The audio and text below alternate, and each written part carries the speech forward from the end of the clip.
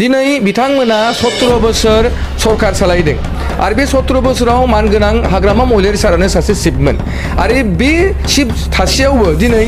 जोंनि बिर सिला गांखौ खुनु मर्यादा होनायखौ जों नुवाखैमोन नाथाय दिनै प्रमद बर'आ सासे एक्स बिएलटिनि सासे फाउन्डारब्लाबो बिथाङा दिनै मर्यादा होनानै सरकाराव बयखौबो लांनांगौ जों बेहाय माइ गाब जुगाब बासिया जासे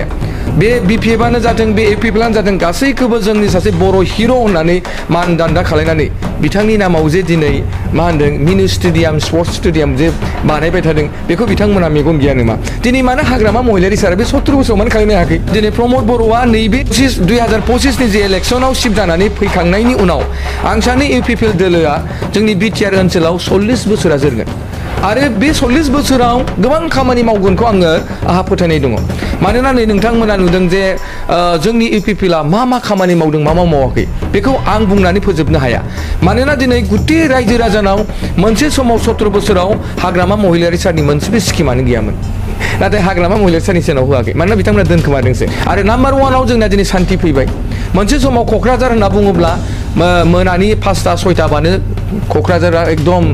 माने ससानसालिफोर बायदि जायोमोन नाथाय नोंथांमोना दिनै नुबाय नोंथांमोनाथ' मिडिया हरनि 12टा 1टा 2टा नोंथांमोना दाबो बाजै हटेलनो माबा बड'लेण्ड हटेलनो ओंखाम मोनजागोन खिन्थु बै समावथ' बेबायदि थासारि गैयामोन बेनो मोनसे प्रमान जेराव जोंखौ मुगैयोमोन बड'लेण्ड क'क्राझार होनबा जोंखौ गोबां मानसिफ्रा नायामोन मुगैयोमोन दिनै बे थासारिया दिनै प्रमद बर' फैनाय लोगो लोगो दिनै दुरान कापनि गेजेरजोंबो दिनै मोनसे मोजां मोनसे पर्यायाव फैनायखौ जों नुनो मोन्दों जोंहा आर्टिस्टफोरनि थाखाय जोंहा माने सिनेमा बानायब्लाबो देखायनो थाखाय बेबायदि मोनसे प्लेटफर्म गैयामोन जोंनाव खुनु बेबायदि सिनेमा हल गैयामोन नाथाय दिनै जोंहा मा होनो थासारिफोरखौ नायनानै ओनसोलाव जाय व्यक्तिफोरा जोंनि महान व्यक्तिफोरा जातिनि थाखाय बावसोमलांबाय बै व्यक्तिफोरनि नामाव दिनै मा होनदों 150 जन केपासिटिनि मिथिबायना मिनि स्टेडियाम माने मिनि माने सिनेमा हल खालायनायखौ नोंथांमोना नुनो मोन्दों आरो बे नङा दिनै जोंहा सुजित नार्जारिनि नामाव मा होनदों जोंहा मिनि स्पर्ट्स स्टेडियाम नोंथांमोना नुनायखौ नुनो मोन्दों नङा होमबा मिनि स्टेडियामनो माने मिटिं हल खालामनो थाखाय 500निफ्राय 1000 जन आरो जोंहा जेनेबा बिर सिला गां बिथांनि नामाव मा होनदों मिनि स्टेडियाम खालायनायखौ नुदों दा बेबायदि गोबां जोंनि मानसि जोंनि जायफ्रा दिनै मोनसे समाव बावसोमदोंमोन जातिनि थाखाय खामानि मावदोंमोन बिथांमोनखौ मानदान्दा होनानै दिनै प्रमद बर'आ रावखौबो दिनै खालायाखै आरो बिथांमोनखौ दिनै मानदान्दा खालायनानै गोबां जोङो मोनसे नङा मोनसे बिभागफोराव बिथांमोननो माने बिबान माने नाम होनानै बिथांमोननि नामाव जोङो लुफुंनायखौ नुनो मोन्दों मोनसे समाव बिसिडिसि अफिस हिसाबै खामानि मावनो गैयामोन थासारिया प्रब्लेममोन दा बिसिडिसि अफिसफ्रा जोंनाव 40टा समस्तियावबो जाजोब्बाय खुलुमबाय गिबियावनो नंगौ बे समाव बिटिसि बिसायख'थिया जानो थाखाय गेजेराव दानसेल' सम दंसै दा बिनि गेजेराव गोबां राजखान्थि दोलोफोरा गावबा गावनि हान्जाखौ देरहानांगौनि थाखाय गोबां बायदि बिथिंजों खामानि मावनायखौ जों नुनो मोननाय जादों दा बे समाव इउपिपिएल राजखान्थि दोलोआबो फिन आरोबाव सरकाराव फैफिननांगौनि थाखाय गोबां खामानि मावनायखौ नुनो मोननाय जादों बे समाव आङो क'क्राझार जिल्लानि सिङाव थानाय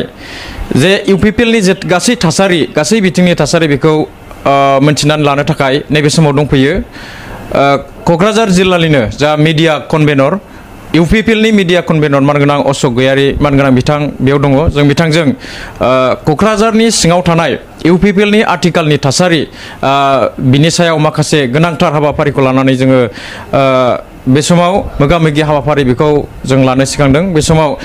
बिथांखौ गिबियावनो जोंनि चेनेलाव बरायग्रोनानै लाबाय सार बे समाव नोंथांनिफ्राय मिथिनो लुबैदों आथिखालाव क'क्राझार जिल्ला हिसाबै नोंथाङाथ' गोबां बेरायो बे हिसाबै इउपिपिएलनि थासारिया माबायदि जेननाय देरहानायनि बेलायाव गिबियावनो आङो टाइम्स नाव बड'लेण्डनि नोंथांमोनखौ आङो धन्यबाद होयो नोंथांमोननि साफ्रोमबो नायगिरि बिथांमोनखौबो आङो आंनिफ्राय गोसो गोरबो सिंनिफ्राय बावहरग्रोनाय थाबाय जिहेतु नोंथाङा जोंनि क'क्राझार सिभिल डिस्ट्रिक्टनि जि 12टा समस्तिनि सायाव बिनि थासारिखौ नोंथांमोना मिन्थिनो थाखाय आंजों नोंथांमोना बेबायदि सम आरो खाबुखौ होदों आरो आंनिफ्राय जिखिनि एनालाइसिस खालायनानै मोनदांदों मिन्थिदों बे बाथ्राफोरखौ आं नोंथांमोननो दिनैनि बे नोंथांमोननि निउसनि गेजेरजों आङो फोरमायनो सानदों जिहेतु दिनै बे क'क्राझार होनना बुङोब्ला मोनसे समाव जों थांनाय 2020नि जि समाव जों मोनसेल' जोङो समस्तिखौ देरहानो हादोंमोन बियो जाहैबाय एकमात्र कुसुगाव समस्ति दा बिनि अनगायै फ्राय बिपिएफआनो मोनदोंमोन बिनि उनाव बिजेपिया मोनसे मोन्दोंमोन कंग्रेस मोनसे मोन्दोंमोन उनाव कंग्रेसनि मानसिया बिजेपियाव माने फैदोंमोन दा बेखौ नायोब्ला मोनसे समाव जोंनि थासारिया खोब गाज्रिमोन आरो बै समाव जोंखौ सरकार दानायाव मैखोमै आगभाग लाहोदोंमोन जिहेतु अदालगुरि जिल्लाया फ्राय अदालगुरियाव जोंनि साफ्रोमबो इउपिपिएल केन्डिडेटफ्रा देरहाना फैदोंमोन आरो जायनि जाहोनाव जों बिथांमोननि ब्लेसिंआवनो जोङो थांनाय 2020नि प्रमद बर' सारखौ जि CM खालामनाय बा जोंनि इउपिपिएल गभर्नमेन्ट फर्म खालामनायाव बे समाव माने बिथांमोनानो अदालगुरियानो बेबायदि माने बिहोमाखौ लादोंमोन आरो खिन्थु देग्लायनि पिक्सारा एसे बेलेग मानोना देग्लाय जि मोनसे जोङो मोनसे समाव जों 2020आव जिबायदि मोनसे जोङो गोग्लैना थादोंमोन खिन्थु जोङो एबार 2025आव क'क्राझारनि थासारिया जोबोरैनो मोजां मानोना दिनै बे 12टा समस्तियाव पर्बजरानिफ्राय लानानै जोंनि नैबे 10 नं देबरगावसिम जुदि जों नायोब्ला बे जोंनि 12टा समस्तियाव जिहेतु देग्लाय क'क्राझाराव मोजां बेक्तिफोरखौनो केन्डिडेट होनो नागिरदों जाय केन्डिडेटफोरनि फेसखौ नुयोब्लानो मोखांखौ नुयोब्ला रायजो राजाया खुनु डिनाय खालायनांगौनि प्रयजनानो गैया आरो बिथांमोनखौ नुनानैनो देग्लाय जे पुनर आरो प्रमद बर'खौनो सरकाराव लाबोफिननांगौ प्रमद बर'नि मावनाया जे सैथोथा प्रमद बर'नि मावनाय आइडिय'लजि प्रिन्सिपाला जे माने मोनसे सैथो दा बे बाथ्राया जोंनि साफ्रोमबो इन्टेलेक्सुयेल क'क्राझार इन्टेलेक्सुयेलफोरनि गोरबोआव दिनै मानदों बेरखांनायखौ जों नुनो मोन्दों दा ओंखायनो दिनै क'क्राझाराव दिनैनि समाव जिहेतु जोङो इलेक्सन गेलेयोब्ला इउपिपिएल सिंगेल हिसाबै जोङो 7टानिफ्राय 9टा आखनखौ जोङो मोनगोना एकदम सियर जानानै थांगासिनो दङ दा मोनसे खोथाया सरसा जाबाय थादों बेयाव जिहेतु बारग' जोंहा गाहाय मावफुं सोद्रोमाया हाग्रामा महिलारि बिथां दा बिथाङा क'क्राझारनिनो नोंथांमोननि क'क्राझारनिनो दा बे हिसाबै बे क'क्राझारनि माखासे BPF मददगिरि बिथांमोना जे जों नुबाय थायो टाइगार इज बेक होननानै बुंबाय थादों आरो नैबे BJP जे राजखान्थि दोलो बिथांमोनाबो मानगोनां MCLA BJPनि राजिब ब्रह्म बिथाङाबो फंसे बाथ्राखौ बुंबाय थादों क'क्राझाराव BJPयानो गरसेबाबो बारा सोनानै माने देरहासार जागोन बे बाथ्राखौ बुंबाय थादों दा बे हिसाबै इउपिपिएलआव माबाफोर गोहोम खोख्लैगोन नामा बियो जेबो गोहोम खोख्लैया मानोना गावबागाव राजखान्थि हान्जाया जेब्लायबो देरहानायनि बाथ्राखौ बुंनानै लाबाय थागोन रावबो जेननायनि बाथ्राखौ बुंनाय नङा मानोना दिनै BPFआ क'क्राझार हिसाबै दिनै प्रभाब गैला खिन्थु बिथांमोना हाग्रामा महिलारि सारखौ जों रेसपेक्ट होयो सन्मान होयो आरो बिथाङा जोंनि बारग' सासे चिफमोन दा बिथांखौ गुबुन जिल्लाफोराव एसे बिथांखौ माने प्रभाब खालायनायखौ जों नुदों जेनेबा बिथाङा थाङोब्ला बयबो एसे एनकारेज जायो नाथाय जोंनि क'क्राझार हिसाबैथ' दिनै टटेलि हाग्रामा महिलारि सारनि नामा फैला मानोना हाग्रामा महिलारि सारा दिनै क'क्राझारनि थाखाय खुनु फेक्टरानो गैला मानोना दिनै गासैबो सोलायजोब्बाय चेन्ज जाजोब्बाय मानोना बयबो मानसिफोरनाव साननाय हनाय मोनसे चेन्जिंआ फैबाय जे नंगौ हाग्रामा महिलारि सारा जोंनि सरदा सन्मान जों रेसपेक्ट होयो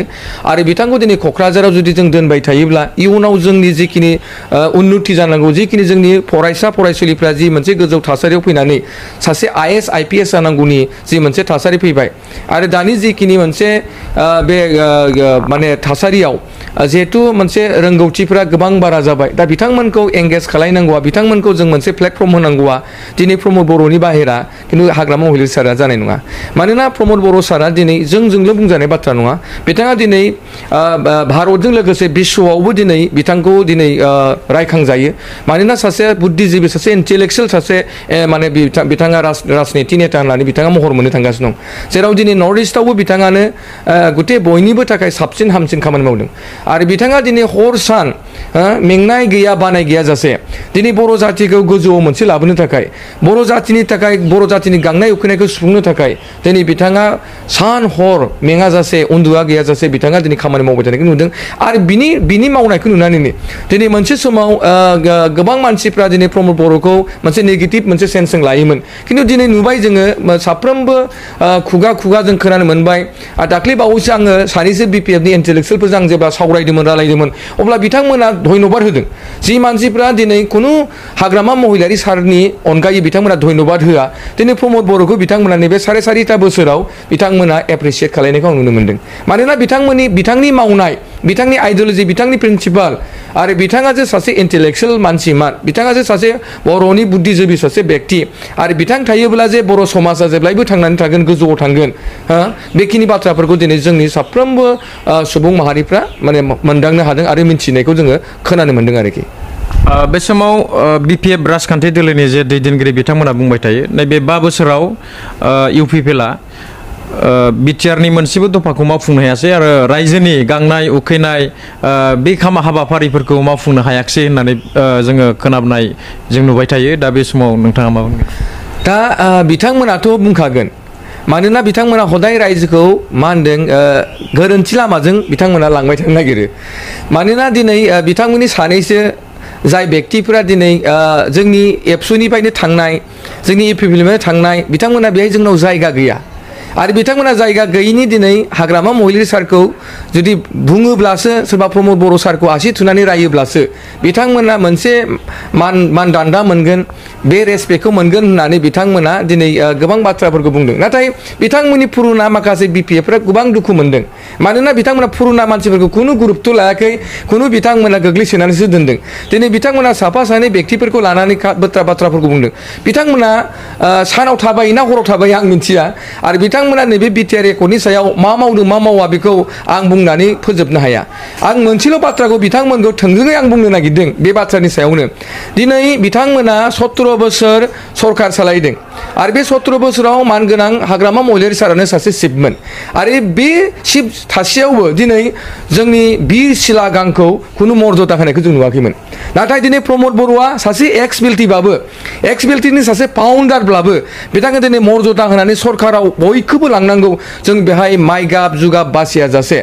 बे बिपिएफआनो जाथों बे इउपिपिएलआनो जाथों गासैखौबो जोंनि सासे बर' हिर' होननानै मानदान्दा खालायनानै बिथांनि नामाव जे दिनै मा होनदों मिनि स्टेडियाम स्पर्ट्स स्टेडियाम जे बानायबाय थादों बेखौ बिथांमोना मेगन गैया नामा दिनै मानो हाग्रामा महिलारि सारा बे 17 बोसोराव मानो खालामनो हायाखै आं थोंजोङै बे मोनसे बाथ्राजों आं बिथांमोनखौ एन्सार होदों आं बिटिआर दफानि खोथाफोरखौथ' आं बुंनो थांनो सानला गोबां दङ बुंनांगौबा नाथाय आङो दिनै बिर सिलागांखौ बिथांमोना मा खालामनानै थायामोन जे बिथांमोना जे 17 बोसोराव बिथांनि मान सन्मान माने बिथांनि माने जि बाउसोमनाय जाथिनि थाखाय बे बाउसोमनायखौ दिनै रायजोनि सिगाङाव मानो दिन्थियाखैमोन दिनै प्रमद बर'आ फैनानै मानो दिन्थिखो बेखौ बिथांमोना एन्सार होग्रोदों आंनो जिहेतु बिटिसिआव गासै 9 जिल्ला दङ दा बे 9 जिल्लानि गेजेराव गोबां गोदान आरो गोजाम राजखान्थि दल बिथांमोना हाबफैबाय बेयाव दा बे हिसाबै सिंगेल सरकार दानायाव एसे प्रब्लेमफोर जागोन नामा इउपिपिएलआ जेबो जानांगौनि खोथा गैया खुनु दिनैनि दिनावथ' जोंनि इउपिपिएलआ जि मोनसे शक्तिशाली दिनै नोंथांमोना साननानै नायना जे नर्थ इस्टनि बिथोराव सबसे रिजनेल पार्टि स्ट्रंलि पार्टि होनना बुंबा इउपिपिएल आरो बे आं बुंनाय बाथ्रा नङा आरो नोंथांमोना माखासे मा होनदों बेखौ आइबि रिपर्टनि माने गेजेरजोंबो नोंथांमोना बेखौ मिथिदों जानांगौ आरो हयथ' मिथियाखैबो जानो हागौ थ' दिनै नोंथांमोना नायदो दिनै नेसनेलाव दिनै जोंहा गोबां बेबायदि रिजनेल पार्टिफोरजों फैदों थांदों थैदों नङा होमबा खिन्थु दिनै इउपिपिएलआ मोनसे नेसनेल लेभेलनि मोनसे पर्जाखौ लाबाय थादों जेराव बिथांमोनाबो दिनै मा होनदों मोनसे जिबायदि पार्टिखौ सालायनांगौआव जिबायदि बिथांमोनाव माखासे दालाइसाफोर थानांगौ इउनिट्सफोर थानांगौ थिग बेबायदिनो जोंनि इउपिपिएलआवबो बेबायदि इउनिट्सफोरा दङ दा ओंखायनो आं सानो दिनैनि दिनाव दिनै प्रमद बर'आ नैबे 2025नि जे इलेक्सनाव सिफ जानानै फैखांनायनि उनाव आं सानो इउपिपिएल दोलोआ जोंनि बिटिआर ओनसोलाव 40 बोसोरा जोरगोन आरो बे 40 बोसोराव गोबां खामानि मावगोनखौ आंहा फोथायनाय दङ मानोना नै नोंथांमोना नुदों जे जोंनि इउपिपिएलआ मा खामानि मावदों मा मावाखै बेखौ आं बुंनानै फोजोबनो हाया मानोना दिनै गुथै रायजो राजानाव मोनसे समाव 17 बोसोराव हाग्रामा महिलारि सारनि मोनसेबो स्किमानो गैयामोन गामि ओनसोलाव थांनाय जोंनि माने सरासनस्रा सुबुंफोरा माने मोनहैसनाय आरो बिथांमोना मोनसे लामायावनो माबा मोनसे जुदि स्किमफोर हरोब्ला बे लामायावनो थाबथाबोनानै थायोमोन नाथाय दिनै प्रमद बर'निया न' थाङो जोङो न' थांनानै फोरोंहैयो फोरमायहैयो नै बेबायदि स्किम फैदों बेखौ बोरै फिलआप खालाय बेबायदि खालायबा मोनो जों बिथांमोननो बेबायदि जोङो एवारनेस प्रग्रामफोरखौ होनानै बिथांमोनाबो जे मिन्थिनांगौ बे स्किमनि माने सोमोन्दैयै दा बिनि बाथ्राफोरखौ दिनै सोर होदों दिनै इउपिपिएल प्रमद बर' सारासो होदों नाथाय हाग्रामा महिला सारनि सेनाव होआखै मानोना बिथांमोना दोनखोमादोंसो दा बिथांमोना नुदों आं दाख्लै बिथांमोननि माखासे मेनिफेस्ट'आव गोबां गिदिर गिदिर 100 कौटि 50 कौटि बेफोर सिमांसो बिथाङा दिनै 70 बोसोराव बेफोर प्लान पलिसिखौ मानो लायाखै दिनै बिथांमोना नकल खालायदों माने प्रमद बर' सारनि जिखिनि माखासे आइडिअलजिखौ बिथांमोना माने मा होनो नकल खालायदों माने आरो बिथांमोना फल' खालायनानै दिनै बिदि खालामनांगौ बिदि होनांगौ जोंनि सेंग्रा सिख्लाफोरखौ बिथांमोना भुवा 100 कौटि होनानै 50 कौटि होनानै 50टा माने 50% बिथांमोना बिसिडिसि मासि होगोननो सिट होगोननो बेफोर गासिबो नंखाय दिनै बिथांमोना मोनसे समाव बर'नि अनगायै गुबुन गुबुन जनगोष्ठी मानसिफोरनो इउपिपिएल माबाया बिपिएफ पार्टियाव खुनु पइन्टै बिथांमोना मोजां भट होआखै फिसा फिसौ होनानै दोनदों गासैबो बर'फ्रानो लाजोबदोंमोन नाथाय दिनै इउपिपिएलनि दैदेननायाव गासैबो जनगोष्ठी मानसिफोरनो जोङो समान मोनथाय होदों बेनिखायनो दिनै ज' दिनै मानसिफ्रा दिनै जोंनियाव जइन जादों मोजां मोजां मानसिफ्रा फैदों आरो मोनसे समाव इउपिपिएल होनना बुङोब्ला अकल बर'निल' एबसुनिल' मोनसे दोल होननानै बिथांमोना सानोमोन बे भुल तथ्य खिन्थु बेहाय मोनसे समाव बेबायदि थासारि दंमोन नाथाय दिनै प्रमद बर'आ ओंखारबोनाय लोगो लोगो प्रमद बर'आ जेब्ला माने इउपिपिएलखौ नेतृत्व होबाय बिनि उनाव दिनै गोबां जनगोष्ठीनि मानसिफ्रा दिनै लोब फैदों आरो प्रमद बर'नि सायाव मोनसे बिसासा फैदों आरो प्रमद बर'आ जि बाथ्राफोरखौ बुंदों बिथाङा कमिटमेन्ट लाखिदों आरो बे बाथ्राफोरखौ मावफुंनानै होदों इउपिपिएल सरकारा बे 5 बोसोराव मावफुंनाय माबाफोर बिदिन्थि होनो हागोन नामा नोंथाङा गोबां दङ आङो दहायनो बेखौनो बुंदों मा होनदों जोंनाव जेब्ला 2020आव जेब्ला बिटिआर एकर्ड जादों आरो बे समाव जोंनि गेजेराव मोनसे सान्थिया फैदों नाम्बार 1आ जोंनि टारगेटआनो मा जायोमोन जोंनि गेजेराव बिदा फंबाय जातिजों जाति हारिजों हारि जोङो दाङाबाजि जालायलायदोंमोन बेखौ फोजोबनो थाखाय बेखौ जोङो माने बोरै जों मोनसे समाधान मोनसे लामायाव पर्यायाव लाबोनानै दिनै बिटिसि ओनसोलखौ क'क्राझार ओनसोलखौ मोजां मोनसे सान्थि परिबेस थासारियाव लाबोनो बिनि थाखाय दिनै प्रमद बर'आ खामानि मावदों आरो बिनि थाखायनो 2020नि बिटिआर एकर्डआ जादों आरो नाम्बार 1आव जोंना दिनै सान्थि फैबाय मोनसे समाव क'क्राझार होनना बुङोब्ला मोनानि 5टा 6टाबानो क'क्राझारा एकदम माने ससानसालिफोर बायदि जायोमोन नाथाय नोंथांमोना दिनै नुबाय नोंथांमोनाथ' मिडिया हरनि 12टा 1टा 2टा नोंथांमोना दाबो बाजै हटेलनो माबा बड'लेण्ड हटेलनो ओंखाम मोनजागोन खिन्थु बै समावथ' बेबायदि थासारि गैयामोन बेनो मोनसे प्रमान दिनै नोंथांमोना नायदो दिनै बिटिसि गेटआव बेसेबां समायना रमायना जों जेब्ला थांगोन मोनायाव लाइटजों बेसेबां मोनसे समायना गोबां मानसिफ्रा बेहाय फटक साफायफैयो गोबां साफायनानै बिथांमोना पस्टआव हगारो बेनो मोनसे जोंनि मोनसे सान्थि परिबेस बै समाव गेटखौथ' बाद हो नोंथाङा गावनि न'निफ्राय ससे ओंखारनानै बाहेरायाव थाङोब्लानो बे मानसिया न'आव फैफिनामोन बेबायदि मोनसे थासारिमोन आरो बे थासारिखौ दिनै प्रमद बर'आ दिनै एकदम सेस्था खालायनानै भारत सरकार आसाम सरकारजों सावरायनानै मोनफ्रोमबो जोंनि जिखिनि अस्त्रधारि जि मोनसे जोंनि माने बर'नि जि मोनसे जोंहा माने मा होनो अस्त्रधारि जोंहा आफादफोर दंमोन बिथांमोनखौ मोनसे प्लेटफर्माव लाबोनानै मोनसे एग्रिमेन्ट खालायनानै दिनै सान्थि पिस लाबोदों दा सान्थि पिस लाबोनाय लोगो लोगो जोंनियाव खौसेथिया फैदों खौसेथि फैनाय लोगो लोगो जोंनियाव लासै लासै डेभेलपमेन्टआ जादों आरो बेबायदिनो जोंनि बिटिआर ओनसोलाव मा होनदों गोबां बेबायदि 40टानिबो बारा फ्लेगशिप स्किमफोरखौ बानायदों बुजिबायना दा बे फ्लेगशिप स्किमफोरनि गेजेरावनो गोबां खामानिफ्रा जादों दिनै मा होनदों इडुकेसननि बिथिङाव मा होनदों उपेन्द्रनाथ ब्रह्म सुपार 50 बेहाय एपिएससिनि माने बेहाय कचिं होनाय जायो जायफ्रा दिनै आइएएसनि थाखाय जायफ्रा दिनै सिन्ताखौनो खालायाखैमोन आं बोरै आं लेखा फरायनो रोंगौ गोरों आङो नाथाय आंहा थाखा फैसा गैया रां राशि गैया आंखौ सोर बेबायदि माने गार्ड लानानै आंखौ बेबायदि फरायगोन एबा आंनि जिखिनि आइएएस सिमां आंनि आइपिएस जिखिनि सिमां आंनि एसएएस अफिसारनि जे सिमां बे सिमाङा फेलार जादोंमोन नाथाय दिनै प्रमद बर' सारा बेखौ मा होनदों बिटिसिआव मोनसे फ्लेक्सि स्किम लानानै मोनसे बाजेट हमनानै दिनै गोबां फरायसा फरायसुलिफोरखौ दिनै बे सुबिदाफोरखौ होदों आरो थांनाय बोसोरनैनि सिगांनिफ्रायनो जोंना कचिंफ्रा जागासिनो दं बेबायदिनो गोबां जोंनि गेजेराव आइएएस ओंखारबोदों गोबां एसएएस अफिसारफोर ओंखारबोदों आइपिएस अफिसारफोर ओंखारबोदों एसएएस अफिसारफोर ओंखारबोदों बेबायदि इन्जिनियार ओंखारबोदों डक्टर ओंखारबोदों बे जाबाय सबसे गिदिर मोनसे एचिभमेन्ट जाय एचिभमेन्टखौ दिनै हाग्रामा महिलारि सारा थांनाय 17 बोसोराव जेबो मावाखैमोन आरो बिनि उनाव जोंनाव मा होनदों जोंनियाव सान्थि परिबेसखौ लाबोनो थाखाय जोंनियाव मा होनदों 6 सिडुल माने जोंनाव 10टा 6 सिडुल एरियाखौ लानानै मोनसे फुटबल प्रिमियाम लिग खालायदोंमोन प्रथम आरो बिनि उनाव जेब्ला बेखौ जेब्ला खालायबाय बिनि उनाव मोनसे समाव जोंनियाव आर्मि होननाय लोगो लोगो आर्मिफ्रा मोनसे समाव बर' होननाय लोगो लोगो बर'फोरखौ बिथांमोना बुख्रुबोमोन जेलाव लाङोमोन जोंखौ गाथुम गुथुम खालायोमोन गावोमोनबो बुथारोमोनबो बेबायदि मोनसे थासारिमोन नाथाय बिथांमोना दिनै जोंनो मोनसे गिफ्ट होबाय बे गिफ्टआ जाबाय दुरान्ड काप थांनाय जोङो दिनै 3 बोसोर कन्टिनिउवास दुरान कापखौ मोनदों जाय दुरान कापा एसियानि सबसे गोजामसिन बियो मा होनदों बियो मोनसे गेम जेराव बियो बै समनि माने इंराजनि दिननिफ्रायनो जाबोनाय मोनसे गेम दिनै बे गेमखौ दिनै जोंनि जि ओनसोलाव जि जोंनि थासारिया जि मोनसे समाव गाज्रिमोन जेराव जोंखौ मुगैयोमोन बड'लेण्ड क'क्राझार होनबा जोंखौ गोबां मानसिफ्रा नायामोन मुगैयोमोन दिनै बे थासारिया दिनै प्रमद बर' फैनाय लोगो लोगो दिनै दुरान कापनि गेजेरजोंबो दिनै मोनसे मोजां मोनसे पर्यायाव फैनायखौ जों नुनो मोनदों आरो गोबां सेंग्राफोरा दिनै मा होनदों एकदम गेलेनायफ्राव बिराद मुखुब होदों स्पर्ट्स बिथिङाव गोबां दावखोदों जोंनाव दिनै कालिचरन नार्जारी दङ दुर्गा बर' दङ जोंनाव बेबायदिनो जोंनाव गोबां माने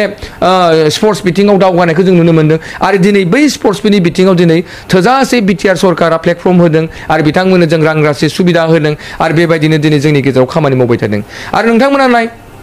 जे दिनै जोंनि गेजेराव मा होनो गोबां बेबायदि मोनसे समाव मा होनो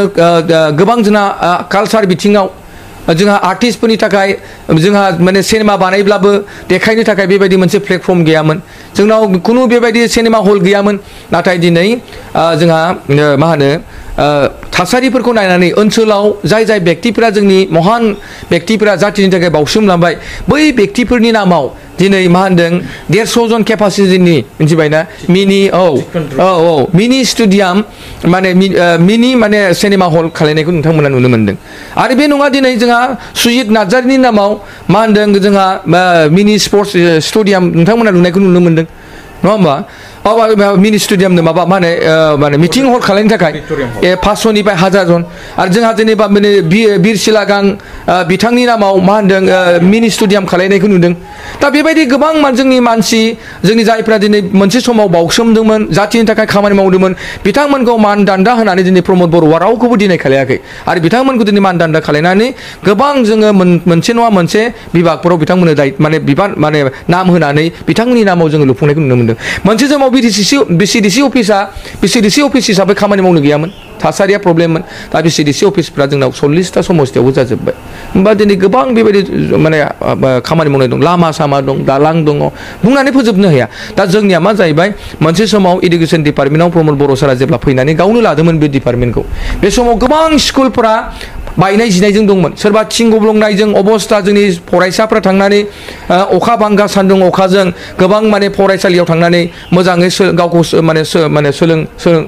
सोलोंथाइ लानायाव मोनसे गोब्राब जादोंमोन नाथाय दिनै प्रमद बर' सारा फैनाय लोगो लोगो नैबे 4.5 बोसोराव 3000निबो बारा स्कुलफोरखौ बिथाङा रिफारिं खालामना होबाय गोबां मोजां अबस्थायाव खालामना होबाय चेयार टेबोल खालामना होबाय थिं आरो इन्जुरफोरखौ थिग खालामना होजोब्बाय आरो दिनै फरायनायनि थासारिया मोजां मोनसे प्लेटफर्म होबाय जायनि जाहोनाव दिनै मेट्रिक हाई सेकेन्डारियाव दिनै टप चिराङा जाना फैदों मोनसे समाव चिरां होनना बुङोब्ला बिराद मोनसे बेगाव दङमोन सबसे गाहायसिनाव दंमोन नाथाय दिनै प्रमद बर'नि दैदेननाय लोगो लोगोनो दिनै मा होनदों चिराङा टप नाम्बार 1आव फैबाय बे जोंनि खामानि मावनाय जायाखै नामा बेबायदि मावनायखौथ' बिथांमोना नुनाय नङा आरो बिथांमोना बेबायदिनो बखिबाय थागोन बिथांमोना हदाय CIT नो बड'लेण्ड इउनिभारसिटि आरो बिथांमोनाथ' मावखानांगौ मोनसे समाव बिथांमोना माने BTC एकर्ड लाबोबाय थिगानो दं खिन्थु बिथांमोना जिबायदि मावना होलांनांगौमोन बिथांमोना बेखिनि खामानिफोरखौथ' फ्राय मावलाङाखै आरो आं दा गामि ओनसोलाव गिदिंनानै नुयो गामि ओनसोलाव गोबां दुखियाफोर दं दाबो थिं गैयि दङ थिंखल गंसे गैयि दङ गोबां दुखिया दासिमबो हाजिरा मावनानै जानाय व्यक्तिफोर दं आरो बे समस्तिया नोंथांमोना दस्रा समस्तिखौ आं बुङा हाग्रामा महिलारिसानि समस्तियावनो था देबोरगावआवनो जोंनि समस्तियावनो आं बेबायदि हिसाबैनो गोबां मानसिफोरखौ सहाय खालामबाय थादों आरो खुनु नोङो बेफोरखौ जुदि जोङो इनिसियेटिभ लायाब्ला बेफोरखौ जों जुदि दायित्व लाना खामानि मावलायाबा मालाबाबो जोबनाय नङा दा बेखौनो जोंनि प्रमद बर'नि नितिया बेनो आरो प्रमद बर'आ बेखौनो फोरोंदों जे APPL थानानै जोङो सुबुं समाजनि खामानि मावनांगौ सुबुं सम्पद खामानिखौ जों मावनांगौ मानोना जोङो सुबुंनि मोजां खामानि मावब्लासो जों अननायखौ मोनगोन आरो बिथांमोननि अनसायनायखौ जों मोनगोन आरो बेनो जोंनि मोनसे प्रमान मोनसे कुइसन क'क्राझार जिल्लानि सिङाव थानाय जोंहा BPFनि मददगिरि दैदेनगिरि मानगोनां दावराव देख्रेब नार्जारी बिथां ओरैहाय अमर सिं नार्जारी मानगोनां बिथांमोना नोंथाङा जे गोबां खामानि मावनाय UPPLआ बे बोसोराव गोबां खामानि मावबाय होननानै नोंथाङा बुंबाय नाथाय बिनि एगेन्स्टआव बिथांमोना जिग' सानफ्रामबो UPPL आरो एबसु आरो प्रमद बर' बिथांखौ जोङो ससियेल मिडियायाव रायनाय बा सोंखारिनाय बे बाथ्राखौ जों नुनो मोनबाय थायो दा बे बेलायाव नोंथाङा मा होनगोन बिथांमोना मा होनदों जेब्लायबो बिथांमोना सेलेब्रिटि जानायखौ जों नुबाय थादों आरो जोंहा आदै दावराव देख्रेबनि खोथा बुंबावनो नामानो जेराव दावरावखा माने बियो बबेबा मोनसे जायगायाव एरथुनानै एग्लुंनानै एसे दावराव दावसि खालायाबा बेना गोसोआ गोजोना जाहैबाय आरो बेखौ आं बुंनानै फोजोबनो हाया आं बेखौ इसेबां गाज्रिबो आं बुंनो साना नोंथांमोना आं बिनि आरो बेखौ बुंनानै इसेबां रायजोनि सिगाङाव आं फोलाबनोबो साना बेहायनो मिथिना ला जे जोंहा दावराव देख्रेब आदैया माबायदि मानसि बेखौ जोंनि ओनसोलनि बयबो मानसिफ्रा मिथिखागौ आरो बेखौ बुंनानै जों इसेबां फोजोबनो साना आरो बे फेक्टर नङा बे जेसेबांखि बुङा मानो बिनि जुक्तिया जोंनावबो दङ आरो जों बिथांजोंबो नांलायफिननो हायो खिन्थु जोंनि इउपिपिएलआ बिदि नांलायफिना आरो जों बेखौ काउन्टार होब्लाल' जे जोङो बिनिफ्राय जोङो देरहागोन बेखौ जों मालाबाबो साना बिथाङा जेखि बुंबाय थादों जिखि खालायबाय थादों बिथाङा नामानो दावराव देख्रेबखो नालाय दावरावल' खालायबाय थादों सान्थि मोनसे परिबेस फैबाय बे समाव बिथाङा दावराव खालायनानै जुदि मोनसे गन्डगल खालायनानै सृष्टि खालायनानै बिथाङा जेराव बिपिएफनि केम्पेनार बिपिएफखौ बोरै सरकाराव लाबोफिननो दा बेहाय नों प्रमद बर' सारखौ रायाबा जाया जोंनि सरकारखौ रायाबा बेहा गोजोना सानसे आं खोनादों बिथाङा ओंखामानो खहाबानो प्रमद बर'खौ रायनो मोनाबा बिथांनि गुथि आथिंनिफ्राय लानाय खर'सिम माने सानफ्रामबो प्रमद बर' सारनि सायाव बेहा गाज्रि मोननाया दङ हदाय नेगेटिभ एसे पजिटिभ जानो सोलोंबानो जाबाय आदै आं दिनै बे मायदमनि गेजेरजों खावलायदों जा दावराव देख्रेब आदै आरो अमर सिंखौथ' आरो मा बुंबावनो अमर सिं बायदियाथ' सासे नोङो अफिसार मावनानै फैनाय मानसि बिथाङा जिखिनि मर्यादाखौ लाखिनांगौमोन सन्मानखौ लाखिनांगौमोन बिथाङा दिनै फैनानै गावखौनो एकदमबारे हिर' जानो नागिरनो फैदों खिन्थु दिनै बिथांखौथ' रावबो मर्यादा होआखै सन्मान होआखै नङा होमबा दा आरो रायजोआथ' दाना होआखै नङा होमबा दा ओंखायनो आं बिथांमोननि सानैनि नामखौ एसेबां आङो बुंनो सानाखै आं गाज्रिबो जों मालाबाबो इउपिपिएलआ बिथांमोनखौ जों नेगेटिभबो बुङा गाज्रिबो बुङा आङो अमर सिंखौबो बुङा दावराव देख्रेब आदैखौबो आं बुङा बिथांमोनाबो सासे व्यक्ति मानसि हिसाबै आरो प्रेक्टिकेलि बिथांमोना गावसिनि जिखिनि मावनांगौ मावबाय थादों जोंहा बेहाय बुंनांगौ जेबो गैया आरो आं साना माने बिथांमोनखौ लानानै जे इउपिपिएलआ जे गोहोम गोग्लैगोन जोंनि फैगोन सरकारा जे गोहोम गोग्लैगोन आं मालाबाबो साना मानोना बिथांमोननि खोथाखौ रावबो लाखाया आरो बिथांमोना बेबायदिनो थांबाय थादों आरो बिथांमोना गावसिनि खामानिखौ फकास खालामबाय थादों आं बिथांमोनखौ खावलायो दे नोंथांमोना जिखिनि नोंथांमोना एसे हायोब्ला नायनानै साइलेन्टै थानायानो मोजां मानोना नोंथांमोननि होसिख्रावनायजों नोंथांमोननि बाथ्रा बुंनायजों नोंथांमोननि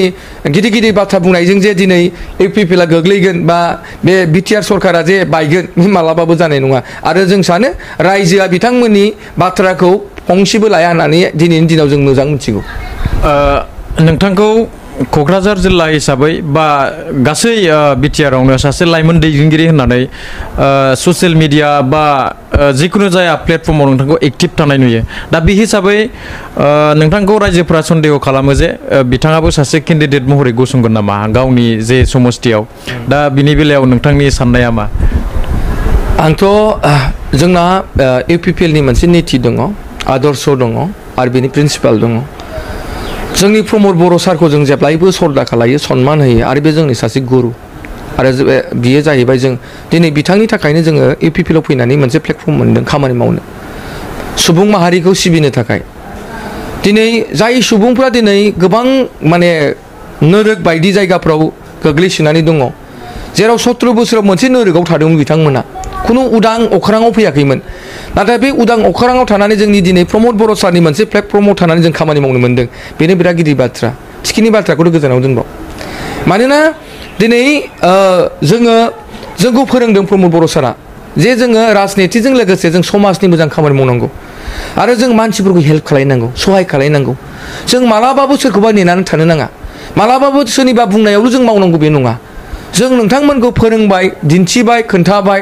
नोंथांमोना बे आइडिय'लजिखौ लानानै समाजनि गेजेराव गोहोम खोख्लैनाय हिसाबै खामानि मावनांगौ दा ओंखायनो आंनि डिउटि जे आं खामानि मावदों आरो दिनै देबोरगाव समस्ति हिसाबै हाग्रामा महिलारि सारखौ जुदि फेजेननांगौब्ला नैबेबायदि काउन्टार होनायजों नांलायनायजों खमलायनायजों नङा जोङो रायजो राजानि नोजोराव मावनानैसो जों दिन्थिनानैसो रायजो राजानि जै खालायनानैसो जों हाग्रामा महिलारिखौ फेजेननो हागोन आरो बेसो मेन आंनि मन्त्र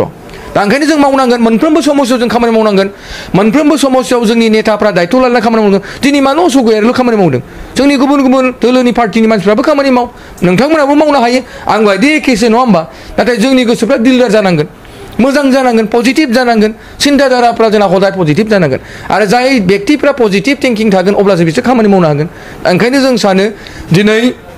हाइकामाना बेखौ माने हाइकमान्डआसो बेखौ ट्राइ खालामगोन आरो जोंनाव बेबायदि एनालाइसिस जागासिनो दं सोर फैयो सोर फैया जोंनि दायित्वआ जाहैबाय जेरैखि जाया हाग्रामा महिलारिनिफ्राय जों 17 बोसोराव जिखिनि खोमसि फोथाराव दंमोन बेखौ जों बोरै उदां अख्राङाव लाबोगोन बिनि थाखाय हर सान खामानि मावबाय थादों आरो बिनि थाखाय जोङो जेरावखि लिंहरा थांदों रायजो राजाया लिंहरनायावनो आङो थांनानै बिथांमोनजों आगभाग लादों आरो नै गाबोनबो जों मोनसे प्रग्राम लादों माइ गायनायनि आरो गाबोन माइ गायनो लिंहरदों मोनसे जायगायाव बेहायबो थांनानै आं माइ गायनानै हैगोन मानोना आं सुबुं समाजाव थानानै रायजो राजाजों थानानै खाथियावनो थानानै खामानि मावनो आं जोबोद मोजां मोनो आरो बेनो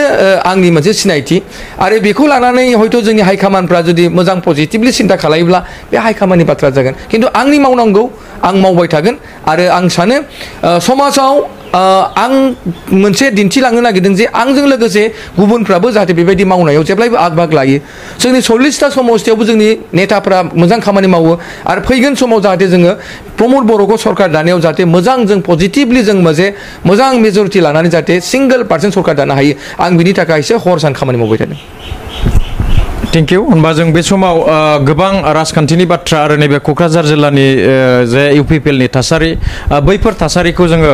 बिथां गयारि सारनिफ्राय मानव गिदिर बिथांनिफ्राय जों मिथिनो मोनबाय अब्ला बे समाव